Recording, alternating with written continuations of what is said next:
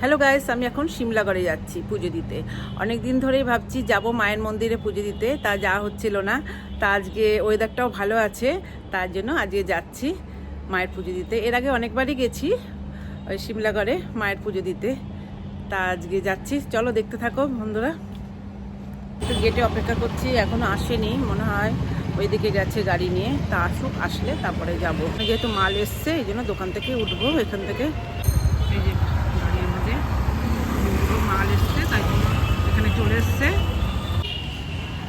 এই দোকানে মাল আসলো, তাই জন্য একটু দেরি হয়ে গেল।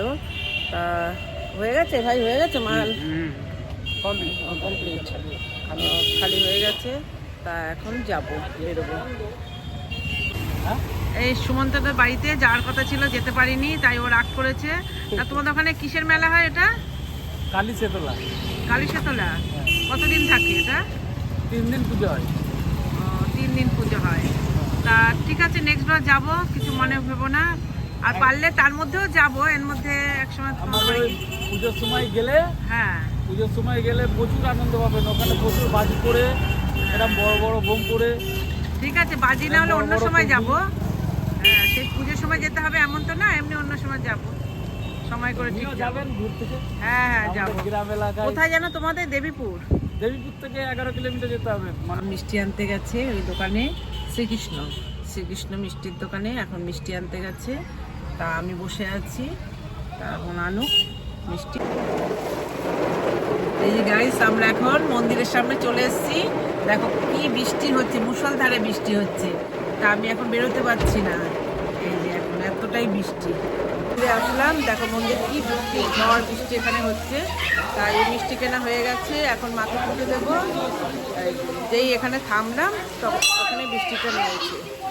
তা যাই, ভেতরে যাই, মাকে পুজো দেবো এখন। এই যে সব ঘন্টা বাজাচ্ছে। মা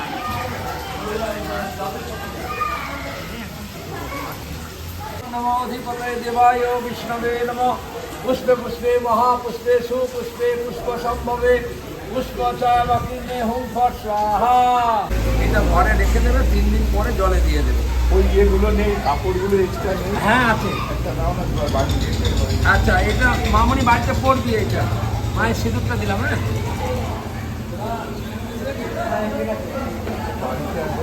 পুজো দেওয়া হয়ে গেছে। দেখো মায়ের কাছে আসলে একটা তৃপ্তি খুঁজে পাই।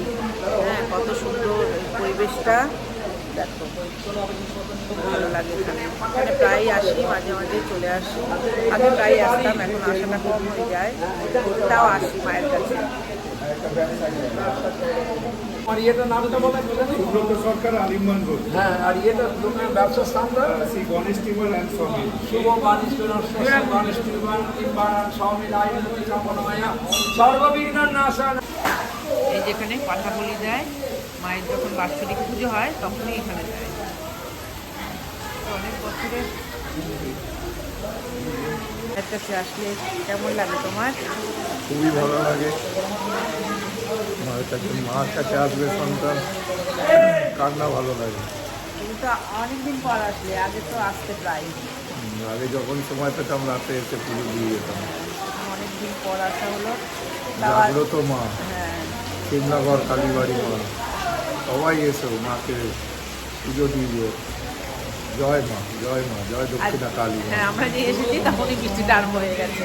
তারপরে যেহেতু মন্দিরে একদম সামনে, অসুবিধা হয়নি। তা মায়ের পুজো দেওয়া হয়ে গেছে, এখন একটুখানি স্টে করি। আর এদিকে দেখো এখন বিবাহ বন্ধন হচ্ছে, এসে গেছে এখানে। এখানে বিয়ে হয়।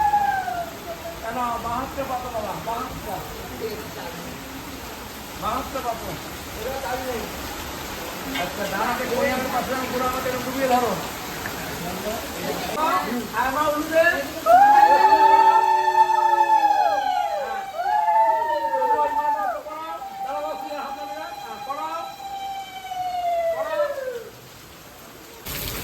এখানে মানত করে যায়, তারপরে যার মনস্কামনা পূর্ণ হয় এই গাছের কাছে এনে ঘুরে পুজো দিয়ে যায়।